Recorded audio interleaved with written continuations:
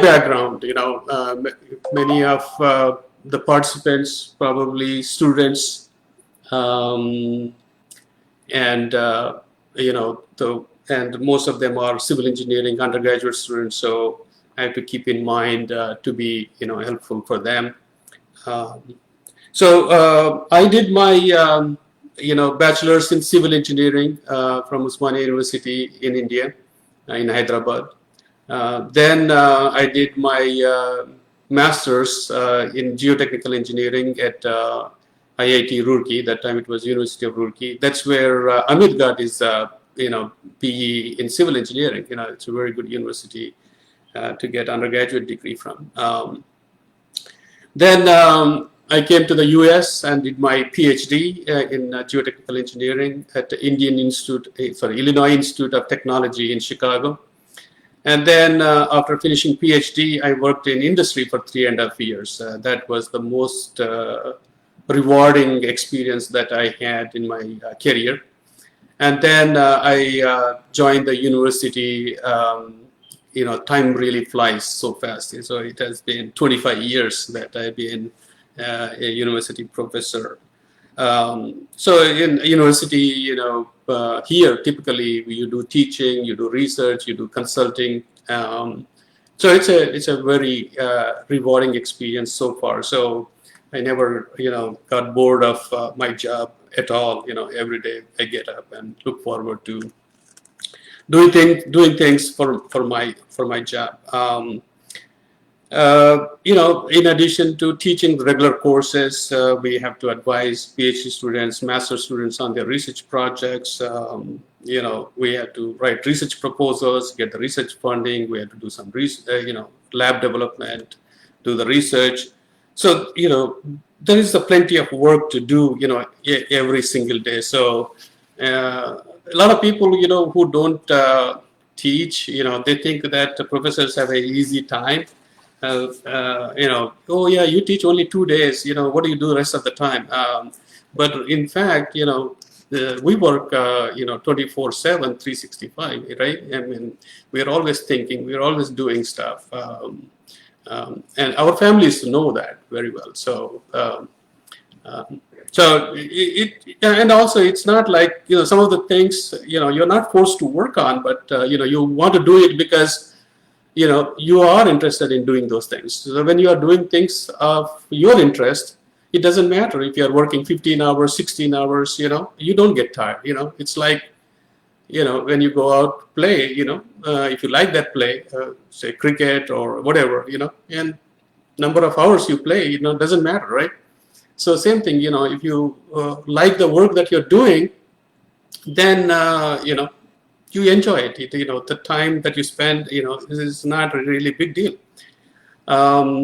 So far it has been a very rewarding experience. So if anybody asks me, if they should pursue a faculty position, I would strongly say, yes.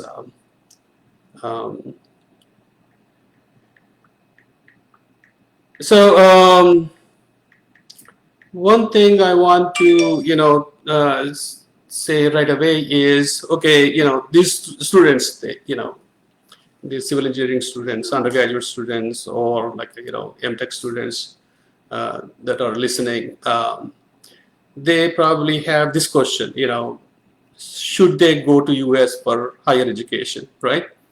So for, bachelor's student, maybe they want to do master's, or MTech students, maybe they want to do PhD. We have an option of, going directly into the PhD program after bachelor's. So some people can pursue that as well. So the question about, should you go to US for higher education? I would strongly say yes. Some of the things that I may say, may not, some people may agree or some people may not agree, but in my opinion, one top reason why you want to study in the US is, most of the top universities in the world are in the US. So, that means, the the universities in the US are highly rated universities in all respects. That's the reason that you want to go to a top university to get top education that you can, right? So that's the reason why people want to come to US and pursue. And it doesn't matter whether you are talking about civil engineering or computer science or business. All the degree programs you have, very highly rated in the world. So the best programs that you can imagine are existing in the US. So that's another reason. Okay, hey, I want to do civil engineering. So you can find top-rated civil engineering programs in the US. So that's another reason you want to go to US. I may be a little bit biased, but in the US we have very highly talented faculty who are the leaders in their field. So these are the people who created new things like materials, structural systems, processes, products. So you are being taught by people, who are the developers of new technologies. So where can you get that kind of, option to study, So that's another reason you want to go. Another thing is, I've visited a lot of different countries, but US provides very enriching learning environment. It's not about just going to the class and attending the classes and going home. So, there are a lot of different things that we use to engage the students. So, of course, we have regular classes. Even regular classes could be taught differently. One thing I want to mention that, unlike other countries in the US, professor has complete right to teach whatever way he or she wants to teach. So, for example, if I'm teaching a class, the university has like 4 lines of syllabus in there. So, kind of in general, what that course is all about. But it's up to me what I want to teach, how I want to teach. If I want to have exams, I will have exams. If I want to have projects, I can have projects. So we don't have rigid system like other universities in the other countries have it. So the professor can do whatever he or she wants. How the topics should be covered. All the exams and everything. Final grade is controlled by the professor. So that is in fact is unique. So we have in-class lectures and discussion sections, projects, field trips, group discussions, group projects. So there are a lot of kind of innovative ways. The professor can imagine whatever he or she wants to do it, and they can be implemented right away in their classroom. So that's kind of a very unique situation that we have in the U.S. Not many other countries have it. So as a result of that, students have learned a lot. And other thing I want to mention is, of course, when you are coming for PhD, you are going to do research. When you come for masters, you have option to do research or just to do courses and get a degree. But in either situation, if you are interested in getting involved in a research project, working in a professor's research lab, you could participate in research. You can go to the professor and say, "Professor, I'm interested in your research. Can I work in your lab? Paid or voluntary basis, whatever it is." And professors are very excited about having students. I mean, even undergraduate students work in my lab. So they come to me and said, "Professor, I want to work in your lab. Get some experience, research experience, how it is like. So they come and spend the time, whatever the time they want. Flexible hours. So they get to know, and also it gives us opportunity to see, if undergraduate student is good, we encourage them to go for, master's and PhD program in our department and under the professor's guidance. So opportunity to know each other. Even the student will know whether the type of research that is being done in the lab is of interest to them, or on the other way, professor knows about the students if he or she wants to really continue working in their projects. It's the other thing. So that's other reason, opportunity to work in these labs where groundbreaking research is going on. So a lot of research that's going on in the U.S. It's not like a typical repetitive research that you see some places, but all the research that is going on is that top rated, and they're trying to address a lot of emerging issues. So it's that experience you're going to get as a student coming to US. And other thing that I want to mention is I benefited by this and I can tell this one with confidence that you're going to be engaged on the campus in different ways, not just learning about your subject, but you develop a lot of social skills. Especially in the U.S., we have a multicultural environment, right? I mean, we don't have we have people from different parts of the world and different ethnicity. We have a diverse a population here, and same thing reflected in the student population. So you get to make friendship with people of different backgrounds. That's really you learn a lot by interacting with people with the different backgrounds. And there are a lot of student organizations, that you can get involved. And in fact, universities encourage you to start a new organization if you're interested in. For example, let's say, so a lot of Indians are there, so they want to have, Indian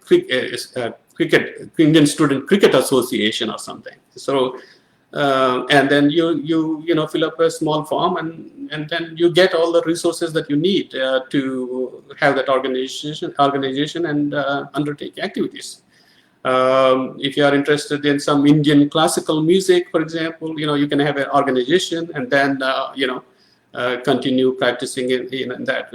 The example of that is my daughter. She learned Bharatanatyam when she was growing up, and she still wanted to continue her Indian classical dance experiences. So they have a club to continue that kind of stuff. I'm just saying there are infinite possibilities of getting engaged other than just studying the academics. And I can also say that once you study in the U.S., you of course you become good in speaking English. That's okay. I can be testimony to that. Because I studied in Telugu medium until 12th standard, and then started English from engineering. So I was very weak in English, but once you come to US and once you study, your English is going to improve. There's no other choice, right? I mean, English is the only language that you have to speak. So, and you develop a lot of, other skills, outgoing and how to, manners, how you deal with other people, so you learn and you become totally a confident person. I can say that. I can see the difference between people who studied, people who didn't study here. So there's a total contrast. So that comes by being a student and interacting with a lot of students, and that self-confidence can go, long way, because, no matter what you're doing in your career, that outgoing personality, confidence, and communicative skills that you're going to have, they're going to be, all, going to help you. I can say this reason also for pursuing higher education in US is guaranteed successful career after graduation. I want to put that way, because I haven't imagined, anybody not getting a job after getting a degree in the US. Some people decide to stay back in the US and work, and some people go back to their respective countries and work. So they generally don't have any issues, unless you screwed up something, with academic dishonesty, or some other major mistake that you did, But in general, I would say, um, you are going to, have a good career. You're going to have a good job. After all, for some people, that's the only criteria, right? I mean, hey, if I study this, will I get a good paying job? I can say that it could happen. So, so I've been talking, but I wanted to answer that first question that a lot of students may have it. Should I study in U.S.? Um, of course you can study. I mean, it's not easy to come to US and study. It's expensive, one thing. Then there could be a lot of other issues. So, but if you have an option to come to the US, I would highly recommend to pursue higher education in US. Okay. All right. So, other question that people ask me is, okay, what should I do? If I want to do master's or PhD in the US, what should I do? So basically, there's an admission process, right? Like any other place, but it's kind of a different in US. In India and other places, I see, okay, you have certain number of seats, right? You have masters, so many seats in so many specializations. In the US, we don't have, the limit on admissions. We can admit as many students as we want, depending upon our resources, how much we can handle, So that's one unique thing that we have is we can admit, any number of master's students, any number of PhD students. So we don't have a fixed quota.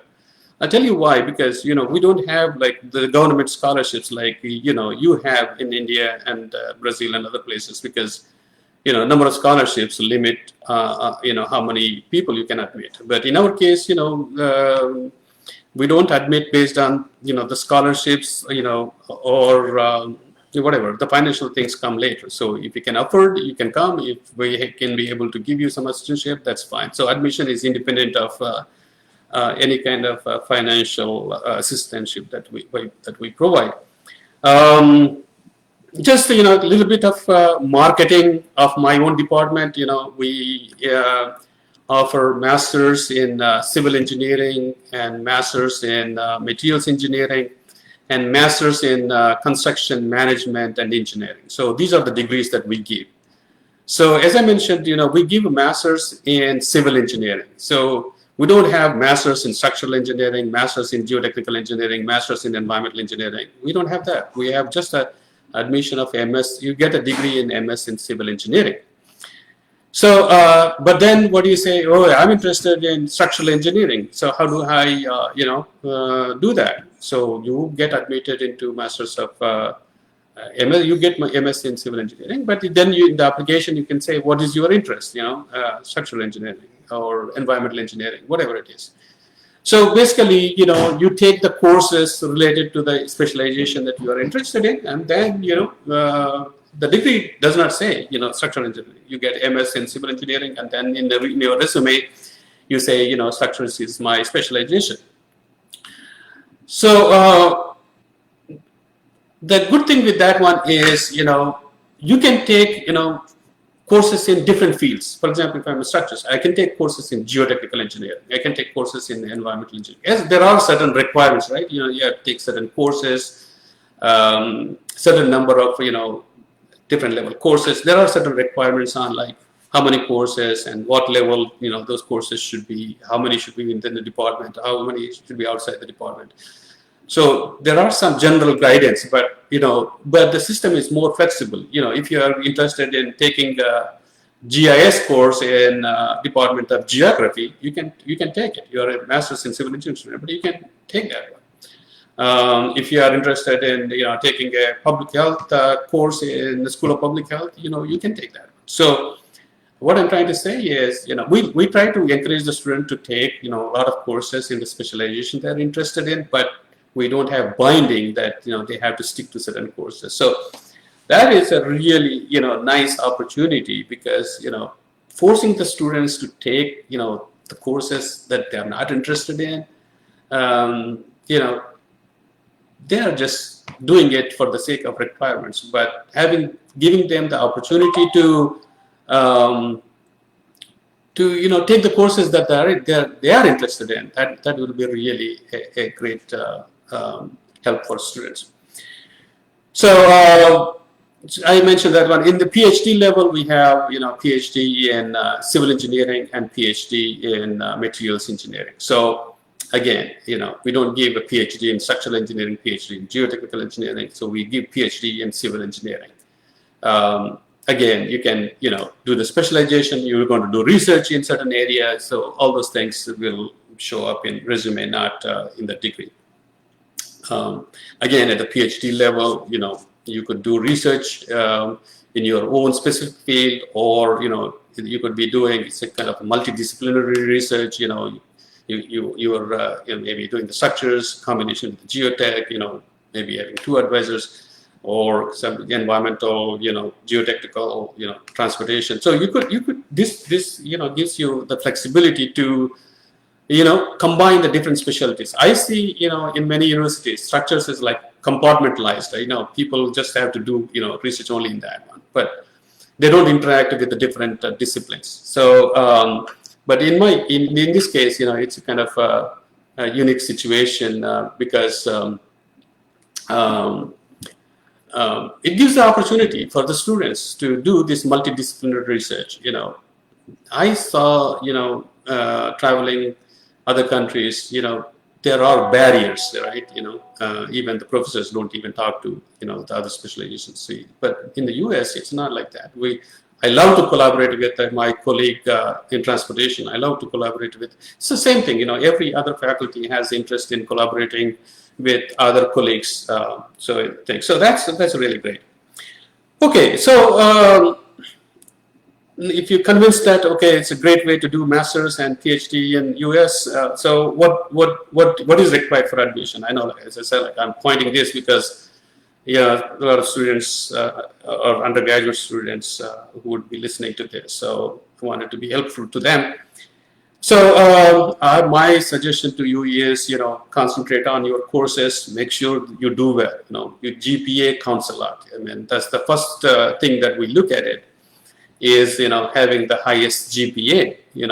There are some minimum requirements. I'm sure if you pass the I got the degree, you meet that minimum requirement.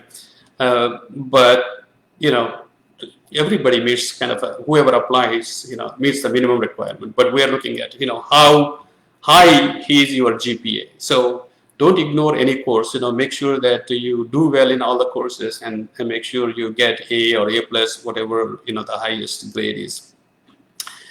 So in addition to that, you need to take one exam, TOEFL. That's a test of English as a foreign language. Again, when I was a student, I didn't know anything about this one, but I'm just telling students to know. I mean, these days students really know about what is needed to go get admission in US, but TOEFL is a requirement, minimum English proficiency, that's a university requirement that you have to take it. And, I don't see any problem, getting the minimum score that is required. So for master's admission, you need to look at a GPA and you need to have TOEFL. That's it, and then you fill up the application, you submit an application fee online, and then you provide it, and what specialization you want in the application, and then that's it. So that's a very easy process. But for PhD, there are a lot of requirements. Of course, we want to have very high GPA and high TOEFL score, and we also require this another test, a GRE, right? So that's called Graduate Record Examination. So so there is a verbal part in that, and there is a quantitative part in that. So we really look for the maximum scores that is possible. So yeah, GPA is high. It does not mean that the student is that not necessarily great, but the thing is, okay, if I see good GPA and good GRE score, GRE score, as I mentioned, it's the verbal and as well as quantitative scores. Quantitative is like a mathematics and other things. So if I see those two things high, I'm confident that the student is good to pursue PhD. And then you need to have 3 letters of recommendations from your professor. So make sure that you have a good rapport with your professors. Don't make them mad. So you need their recommendation letters, and you need to have a personal statement and CV to be submitted. And one thing I want to mention is, even though we have unlimited number of PhD admissions, funding is extremely limited. And funding is dictated by 2 factors. One is, teaching assistantship, number of teaching assistantships that you have, and number of research assistantships that you have. So the teaching assistantships are very limited, and research assistantships are, based on the professors who have funded projects, right? So if I have a funded project, generally I will have a student to be supported on that. And it is up to my discretion whom I can, admit. So basically, the applications come in there, and then you look at it and see, if you want to admit a particular student. But generally, I don't really look for, just regularly applied applications. So I really need some references. So when I need some student, I will, contact people that I know, generally professors in different universities, and I seek some recommendations from the professors, the friends that I know, in different countries. So if a professor recommends, okay, this student I know, he's a good student, and then when I see high GPA, high GRE, so I have a confidence that this student is going to be, good to do research. So, in this case, the admission is given and assistantship is given by the professor. So, it's not about like, departmental admission committee or university admission committee that decides, what goes on. It is the professor, who would be, making these decisions. So if you are interested in PhD, first thing is you decide what area you want to work on and who you want to work with. And I suggest you to contact, send an email to that professor, say that, I'm interested in working, and this is my background and other things. So as I mentioned, if it comes, a word comes from your professor, then it makes a lot of sense to take it seriously. So masters, there's no funding. Generally, if you want to get funding during the masters, try to look at a university that does not have PhD program. There are some universities, they don't have PhD program. They have only, until, MS program. And they need people, MS students to help, grading undergraduate courses and other things. But, if you, look for a university that has a PhD program, like my university. So we always support PhD students, not master's students. So most of the master's students are self-funded students. So they have to, fund their own, expenses, including they have to pay the tuition and everything. If you are a PhD student, you get, in my university, you get about $2,200 stipend per month. I may be, approximately like that. And then they get paid tuition, and they get paid some additional things. But some of the fees that you had to pay are maybe the insurance and transportation, that kind of thing. So there's some nominal fee that you have to pay. But, the stipend and tuition waiver and everything should make them really self-sufficient, So they should not be, struggling in their daily life. In fact, a lot of students share the apartment and other things, so the expenses are lower, so they probably will save more money. If there is no funding, then we reject the applications. So even the student is from, has high GPA, high GRE score and everything. If no professor, has funding, no professor means, at least, let's say you're into structural engineering or geotechnical engineering. For example, if somebody wants to do some geotechnical engineering or geoenvironmental engineering with me, And if I don't have a new grant and the vacancy to admit new students, I cannot admit. So we keep the applications as long as we can, and then at the end, if we don't have funding, then we simply reject it. So we don't admit any PhD student without any assistantship. So it's a luck, we have to be at the right place at the right time, right? I mean, like, if I got a project and I'm looking for some student, if he happens to apply at that time, you're lucky, you will be taken. So, but, if you apply during the time that I don't have a new project, then, you will be rejected. Don't take the rejection as a disqualification, but it's just a lack of funding.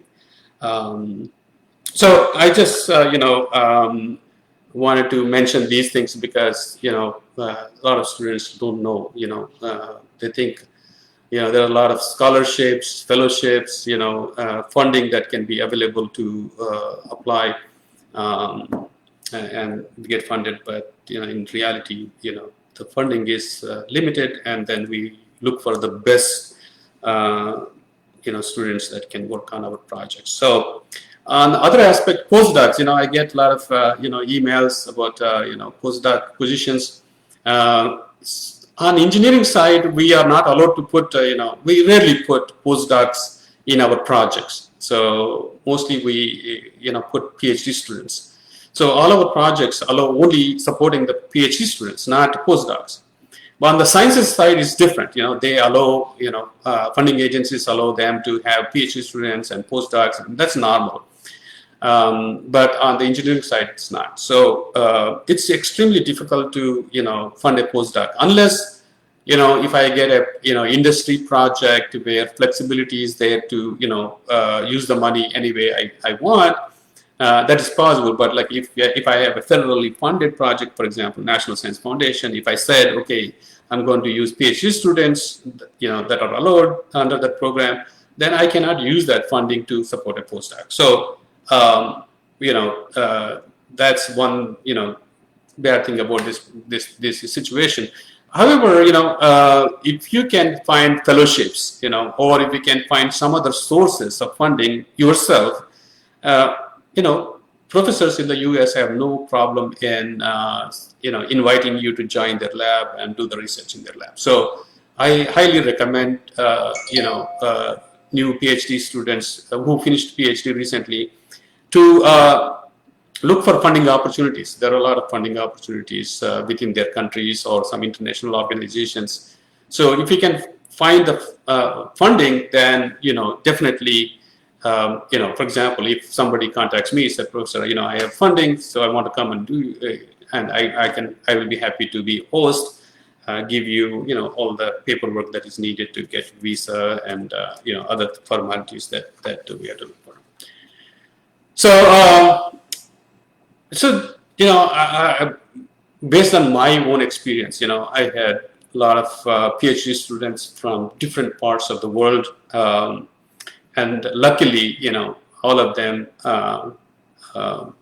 came out to be very, very good. And, I learned a lot from these PhD students, because they are the ones who are reviewing the literature, who are doing the research, they are trying to find a lot of things. So, they are in front of that knowledge advancement. So, I generally learn from them. It's, in the PhD level, it's not about, if a professor has all the knowledge that is, needed for the project, that's not research, right?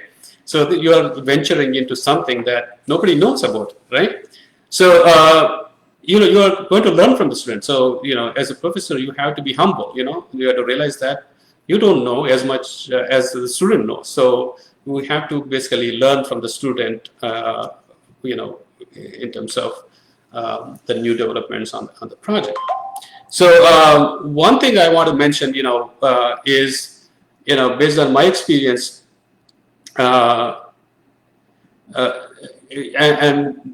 see, good students are, of course, they're intelligent students, but I see good students being very honest, right? Very committed, very sincere, and they're self-motivated. You don't have to tell them, okay, do this, do this, do this. You don't have to go after them all the time. Um, and they have very positive attitude. Every time you go to the lab, you want to see a smiling face, right? Not like a crying face. So um, they're very passionate about what they are doing. So just don't do things that you hate doing it, because PhD could be 3 years, 4 years, 5 years, whatever it is. You don't want to have a miserable life. So you need to enjoy what you're doing. So more importantly, communication skills are very important in terms of verbal as well as written. So I take my students to conferences, and when they give excellent presentation, wow, it's good. So who is your advisor? So and so. So I get credit for students doing a good job, right? And the written communication is extremely important. During my earlier days, I used to rewrite every sentence of my student thesis. But now, I look for somebody who can really, write well and not rely on my editing the whole thing. So over the years, I have seen students have become very good in terms of writing. So those are the things. I'm sure a lot of students in India or other places would like to know about these things. So I know I'm talking. I'm prepared to talk myself for an hour, but I want to see if there are any comments. But I don't see any comments in my thing. I don't know if there is a way to look at it.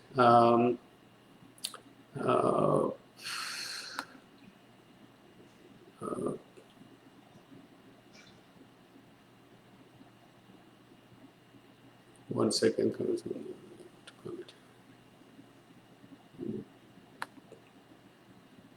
So let me see if there are any comments. I don't see the comments on my screen, but I will see how I can access those.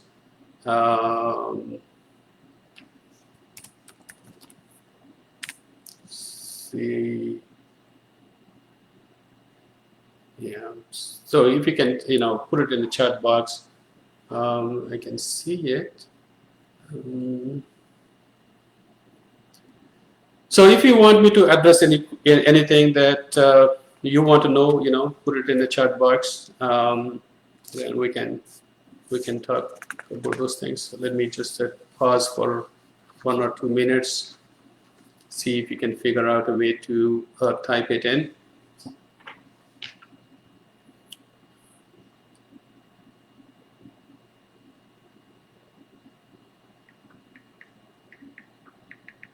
I can't see the comments. So let's see.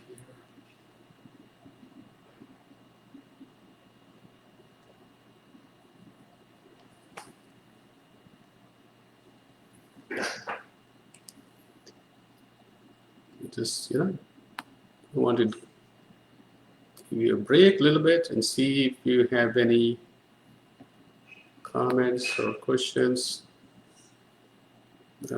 Please feel free to type it. I want to see.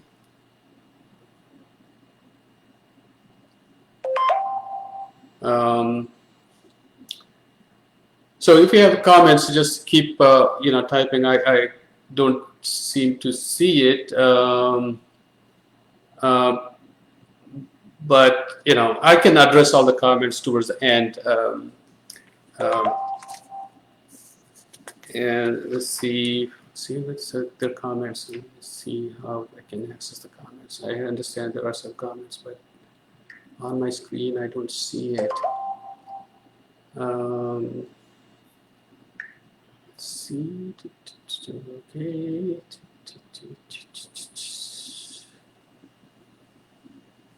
Comments.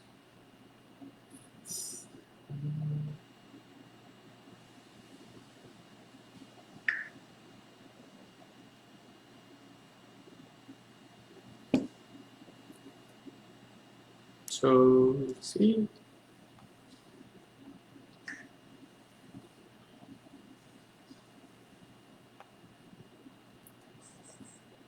I'm trying to get to see the comments.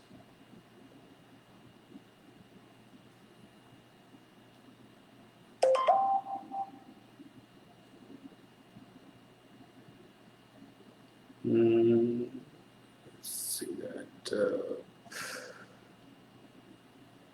I really like to answer your questions, rather than me talking, about the things that would be interesting to you.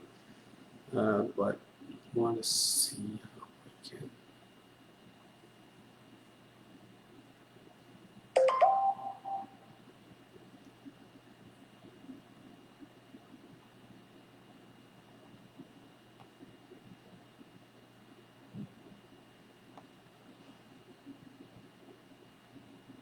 Okay, so I figured out how to do this. Okay. Let's see some comments. Okay, somebody asked me, so when you get very first thought about civil engineering branch, sir, what made you choose civil engineering specialization? Okay, that's kind of one question that I'm seeing it. So it's an interesting story about how I got into civil engineering. Actually, I was watching a video about that Amit put it in, and he was trying to ask this question in his class, whether you took civil engineering by chance or by choice, right? I was kind of it was interesting. So like, did you choose civil engineering by choice or by chance? So in my case, I would say, it is by both, by chance, I made a choice. So it's kind of interesting story behind it, because, at that time, you had to, take an entrance exam, statewide entrance exam, and then you had to get a good rank. There were only like, 3 or 4 government colleges. There was no private colleges that time when I was entering into the college. And one, I mean, these days, students have a lot of help from family members. But I come from a family, nobody has a college degree in my family. So my brothers and sisters, nobody, I'm the youngest in my family. So nobody had a college degree. So nobody could guide me in terms of, what specialization I need to take. Of course, I got into engineering because, math has been my favorite subject. So, in Indian system, if you are good in math, so you are on the math track and eventually on an engineering track. So there's no question about deciding whether you want to do medicine or engineering. So you're automatically on the engineering track. So once you get the rank, then you decide about like, okay, what specialization I do. So especially when you get a good rank, you have option of doing whatever you want, right? I mean, if you don't have a good rank, then whatever you end up with. In my case, I had a good rank, so I had option of taking whatever I wanted. So I went with my application, with some, specializations. So number 1, 2, 3, you have to put it in the application and submit it. But when I went to the submittal place, then there were some senior students, and they were asking me, what I'm putting and all those things. So they kind of surprised that I didn't put civil engineering as my first choice, because those days, the civil engineering was the hard topic, because, one of the things, I should say is that, they told me what civil engineers do. They say like, they construct the roads and buildings and all kinds of stuff like that. I mean, again, I was at that time, because I don't have any peers, I don't have family members, so I was not aware of what each engineering field is. But so as soon as I was told that civil engineers build the roads, I realized that I want to be a civil engineer, because when I was growing up, there was no road to my village. There was no road. You had to walk like 5 miles from my village to go to this other bigger village where the public buses were coming to go to different cities. So it was like, man, we need the roads to be built, so that's what really kind of intrigued me into that.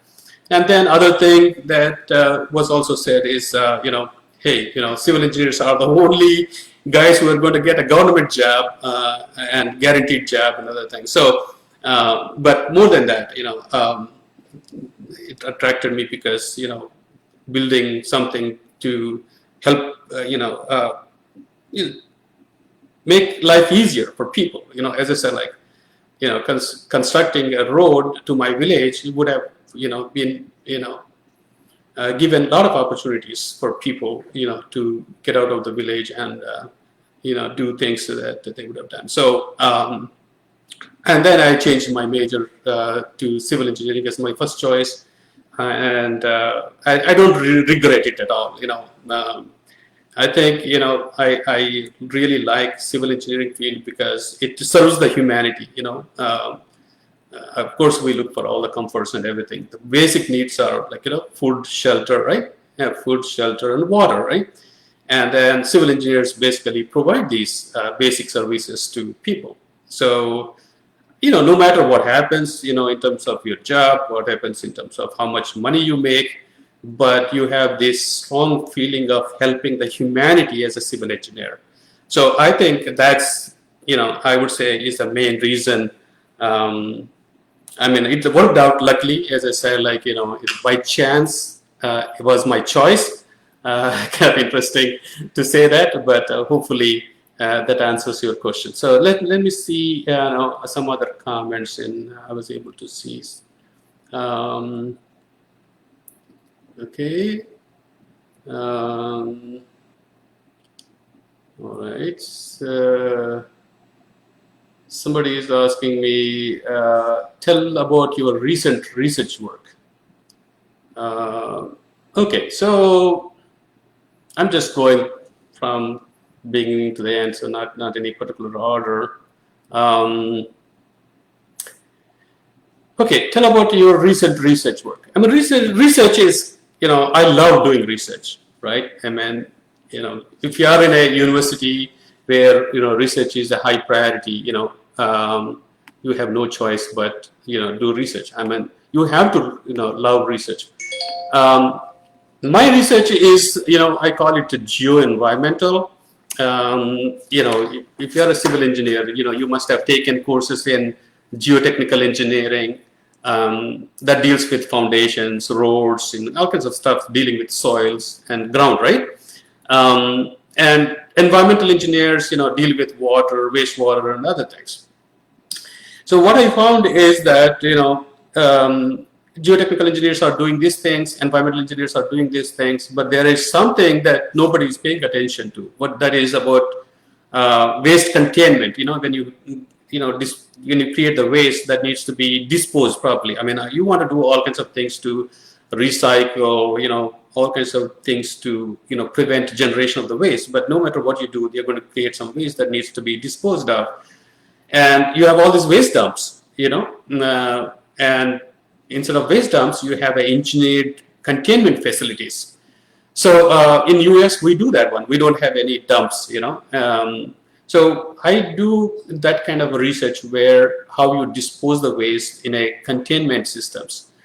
And then, you can, just not dumping it, but making that as a resource to get energy out of it, and maybe, some mining and recovery of the materials out of it. So, so it's just not a, dumping and walking away, but, doing this thing. So I would say one of my areas is working on that interdisciplinary thing, combining the knowledge of geotechnical engineering, environmental engineering to design waste containment systems.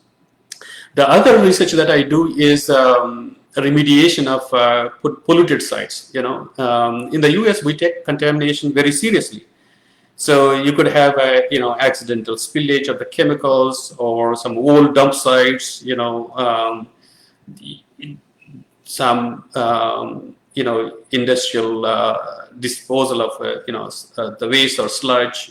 So there are a lot of ways that contamination can happen. So typical environmental engineers deal with, polluted water and wastewater, but nobody's dealing with soil and groundwater. So I work on how you clean up these contaminated soils. So, I tell people that, as a geotech, you have the most background on soils and groundwater, right? I mean, for the infrastructure purposes.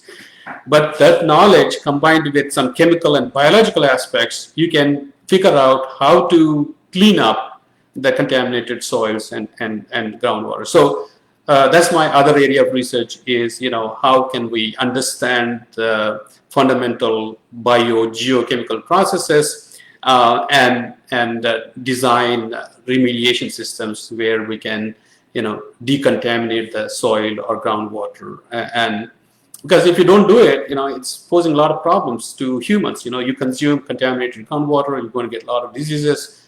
The contaminated water might affect the surface water, and surface water could affect other ways, and fish and other things. So bottom line is that there's a lot of human suffering as a result of contamination, and by doing this, you are eliminating those things. So the other thing I work on is the sustainability, and from that perspective, use of waste materials or industrial byproducts. How can you utilize those as a good construction materials, not just dump them, right? So that way, if you are going to use sand or gravel, for a application, instead of those, if you can use some industrial byproducts or converted waste products, then you are eliminating the pollution, right? You're eliminating the waste generation, and then you're also preserving the natural resources. So it's a win-win-win situation for any angle that you look at it. So I work on those kind of things. So I work on waste containment systems, contaminated soil remediation, groundwater remediation, and then I work on sustainability on using the waste materials. And as I mentioned, I get immense pleasure in working on these projects because we're trying to come up with solutions that can affect the people, right? And the environment. We have a delicate planet and we need to preserve it, right? I mean, if we deteriorate it, and it's going to haunt on us, like a COVID situation, this climate change and depletion of natural resources, and all those things are going to haunt us, not in the near future, but in the foreseeable future. So we need to do right things now, not only to protect the public right now, but also future generations. So I hope that gives you an idea. You can go to my website and get information on specific details on the projects that I do. So that was Sudipta Ghosh.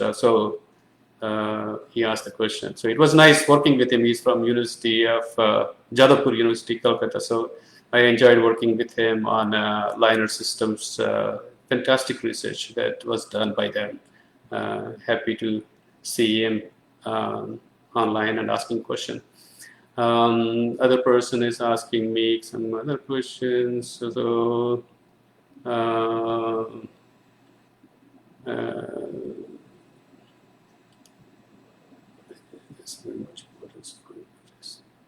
okay, so geotechnical engineering has much importance in foreign countries compared to our country. What is the reason for that, sir?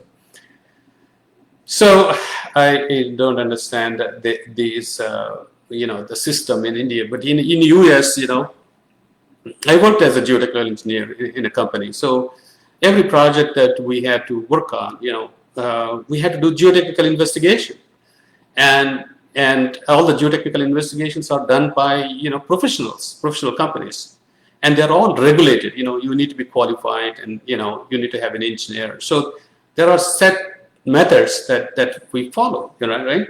And also, geotechnical engineers provide recommendations for foundations, with dams, roads and other things, and those become the governing criteria for transportation engineers or structural engineers to take on and then go forward. So that system is very well established in the US because, one other thing that I mentioned, that we have standards and guidelines and all those things, that require us to follow. And there is also, we have a professional registrations, professional engineer license. So like, doctors, when they want to practice, they need to have a license, right? So like that, engineers have a license to practice. So if you don't have a license, you cannot. The other thing that in the US is if something goes wrong, the person who made that recommendations, person who made investigation is going to be responsible for that failure. So they will come after you for the damages. So every time, whenever we do the projects, I remember working in the company, we needed to be very careful because we need to imagine that, this could fail in the future. So how can we prevent from, failing it? How can we document what we did? The one good thing that I learned working in industry is documenting everything, So we do the calculations. We think that, oh yeah, this soil, I have done this one, bearing capacity, this, okay, use this. No, we need to really write it down, show our calculations and put that. We're not putting in any report or anything. We put it in a project file and keep it, because in case if something happens in the future for a particular structure or whatever, and they will come after you because your geotechnical recommendations were bad, that's why the structure failed. But no, you have documentation on all the assumptions that you made, and again, making the assumption is a dangerous thing. In a class, you can assume some values and you do your calculations, but in a real world, think about it, that assumed value could be responsible for failure of the structure, right? So you need to be really, really careful about what values you want to get as much site-specific data as possible using the established methods, not assume anything. If you assume anything, I tell in my class, be ready to go to jail, because if something happens, they will come after you. So the system is not established like that in India and other countries. So anybody can do geotechnical investigations. Anybody can give geotechnical solutions. Anybody can do it. So we don't have like that, the strict control of professionalism, I don't know how it can be changed, but in US, you cannot imagine. I remember doing one project. I mean, we do big projects, right? I remember doing one project where we needed to put a scoreboard, just a scoreboard for a game, like they will display the scores. And for that, we had to do investigation, geotechnical investigation. I was like amazed, I was involved in doing that project. We go quickly one morning with a drill rig and do the two boreholes, come back, do some testing on the soil, and then provide the recommendations for the foundations for that billboard. The advertisement board that I'm talking about. It's not a big structure, but we have to do that one. So I'm just saying, we have a lot of protocols that we have to follow, and it's good, for that purpose. So I hope I answered that question. So it's all logistics and requirements within the country, and I see that's not happening. And not only the geotechnical field, but also geo-environmental field. Can you see the waste dumps?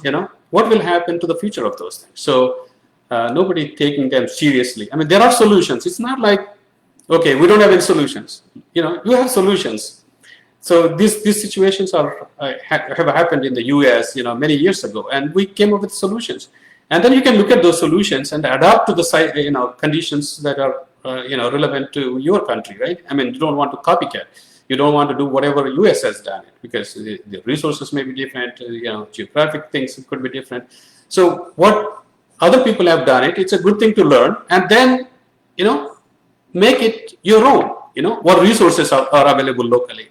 How can I make, how can I achieve the same, engineering goal, with the resources that I have. So that's kind of an important thing to look at it. So I hope, I answered it. I don't know, you are, young engineer, hopefully things, you can change it, or hopefully people will change it. All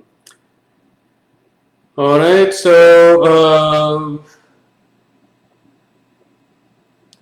I think I covered a lot of things, and I would say What else want to see? There are some other comments, but if there is anything that I want to say. Yeah, research, research, I want to mention about research, if there are some MTech students, PhD students, it's kind of interesting. So PhD, you're doing research on something that, unknown, right? I mean, you don't know what you have a goal. I mean, I want to develop, a system to prevent, all the, gas emissions from waste dumps, for example. Or, I want to develop a technology to clean up groundwater that I have. So, but you don't know, what is the goal that you have, right? But how you're going to achieve that goal, you don't know. So it's kind of a fascinating to look at it, how you can do research. So research is interesting because you don't know where you are going. You are trying to find unknown, right? So it's very interesting. And I would say that, if you know what to be done, it's not a research. If you know, okay, I want to do step 1, 2, 3, 4, and then I'm going to get the answer, that's not research. It's, because you don't know, what steps to take. So you take one step and learn some things and then plan the second step, right? So, but during the research, I recommend, all the PhD students, that are listening, not to discourage, if you get a bad results, finding things that don't work is also a really good contribution. And you need to document it also, just don't hide it because, hey, we tried this one, it didn't work. So you can be, you are educating the other people not to try the same thing. I remember, disappointments in students while doing research. Luckily, they were not, discouraged. I remember one time, one student built this big tank to simulate to simulate the groundwater in the aquifer system. And then while he was doing the experiments, I mean, we designed it, and then while doing the experiment, and it blew up because of the air pressures inside. And the student was, so bad, feeling so bad about, this whole setup is blew up. I mean, luckily, nobody, it's not like a, explosion, but, just it disintegrated. The whole setup got disintegrated. It's a big tank, it's a miniature aquifer setup. So, that's the time that, advisor needs to jump in and kind of motivate the student. Okay, whatever happened is what happened, let's move forward. So, and what we did is, okay, we took that opportunity. Okay, what did we learn, with our first setup? And then let's redesign it so that we can do better. And we redesigned it, and it made a huge difference. Not only we designed it to be more efficient, and we were able to design it in a way that it can give maximum information. So I'm just saying that, because that failure, if it didn't happen, it would have been more work because, the scale of that was different, and, it was not set up nicely to sample and other things. So positive thing came out of that. And I can remember, other situation where, my student was doing research on phytoremediation. She has all these plants. She's growing, and then after 2 months or 3 months, we wanted to look at the effect of applying the nutrients. And she applied the nutrients, and then she went back, and then next day she comes and, it's fine. And the following day, 2 days, 3 days after, she saw all the plants died. Before that, they were all green, and, I used to joke around and say, like, we have the best garden in the lab with all these plants around, but all of them died. She was, devastated because she spent 2 months, 3 months to grow those plants, and suddenly, the problem is, we didn't realize what would be the optimal nutrients that we should apply. So we applied excess nutrients. It's almost like people, if you eat too much of food, you're going to have a stomach ache, and, you have problems with that one. So plants are also very sensitive. So, so they died, and again, it's a sad situation, but, we have to overcome. We cannot really think about, okay, this happened. So we learned a lesson, let's move forward, And other situation I can see, we were the first one to look at, applying nano iron particles to environmental remediation. And then we got these nanoparticles, they're called the zero valent nano iron particles, and we started doing research on it. And we got strange results. And we got really strange results. And we could not explain the results no matter how hard we tried. Okay? This should not have happened. That should not have happened. I mean, so to be honest, that student had to change the topic for master's thesis because we were not able to explain the observed results. And obviously, you play a major role in addressing these kind of issues as an advisor. But later on, we found out that at the time that we were doing research, these nanoparticles were not characterized properly, and they have some charge, and we were assuming that they're zero charge, like a zero valent iron, right? So we thought elemental iron and other things. I mean, nobody characterized that time nano iron particles. We were the first one to use it. We got it from a commercial company, and then we were using it. And we learned a lesson on that one. So some other people have characterized the nano iron particles, their surface charge and other things. And then when we look back the results later on, many years after the student graduated and everything, I was looking back those results, and they all made sense based on this, news, the surface charge characteristics of the nano iron particles. So I'm just saying, the research is fun, but the failures, I always say that failures are the stepping stone for success. So we should not be discouraged by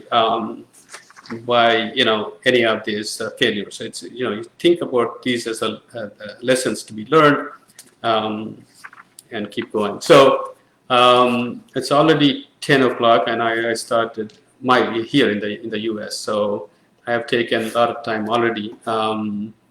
Let's see.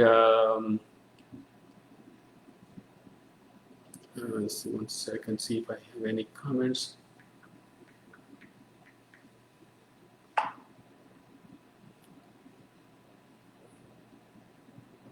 Let's see. So thank you all for attending. See those good comments.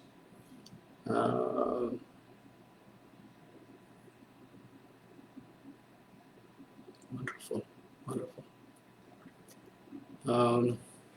Yeah, I can keep on talking for a long time. So hopefully, what I mentioned is useful. Just to to just end this session, be proud of what you're doing. Civil engineering is a fun field. Pursue graduate education if you can, because in undergraduate level, you are not going to be expert in anything. Basic knowledge in different subjects. I highly recommend pursuing master's or PhD. PhD does not mean that you're going to go into teaching. In US, a lot of PhDs work in industry, so a lot of job opportunities there in industry too. In India, and as I mentioned, if you want to pursue higher education in the US, if it is possible, please pursue it. But don't make it if don't get disappointed if you can't make it. There are many other factors, right? It's a funding situation, it's a visa situation, it's a family situation, so many things, right? So don't get discouraged if you cannot come to the US. But pursue in India. India has a lot of good colleges and talented faculty, and so I would recommend you to work in industry. Maybe a little bit of time after bachelor's, so that you see what interests you, or after master's, what interests you. Working in industry can open up your eyes. I remember people who became structural engineers, and then they, once they started working, they hated it. They say like, oh, this is all like cookbook solution. I want to go out in the field, and I want to be outside, not in in the office all the time, just using the software and coming up with the design. So it's a very good experience to work anytime after bachelor's, after master's, or PhD for some time. especially if you are going into teaching, I really recommend you to work for a few years and go into teaching. And I cannot overemphasize the need for improving the communication skills. That's the most. You may be knowing a lot of stuff, but if you cannot communicate, verbally and written, then your talents are not going to be showing up. So if you like teaching, teaching is a fascinating job. I really love teaching because some people, they say, I don't like teaching, and they still want to be a professor. I don't understand what's the reason behind that. For me, teaching is the best job that I have. So I go to the classroom, I see all these bright faces, and I feel that I am really doing something to the society because, I am educating these future generations. How I educate them is going to depend, the future is going to depend on that. So I take my, teaching seriously. I try to do my job best, but I would recommend, if you finish PhD, there's a need for a lot of good teachers. So I really recommend you to pursue it. And also, if you are interested in geotechnical, geoenvironmental, there are a lot of research areas that you want to work on. And, in terms of the research, work on something that really make the difference, not just for publications, So you can do anything and publish, but, do something that, results in publications. That's very important because people look for that one. But also, it can solve the real problems in, that can help the society. So that's extremely important to, keep in mind, do research, that can create the solutions to solve the societal problems. But, more than anything else, I want you to respect your teachers, respect your family, and, nobody cares about you more than your family and your professor. So, keep them in good terms, and, listen to them, treat them as friends, guides, and all those things. So with that, I'm going to end my session. Thank you all for attending this live session. This is a new experience for me. Sorry for all the technical difficulties we had in the beginning. And hopefully, you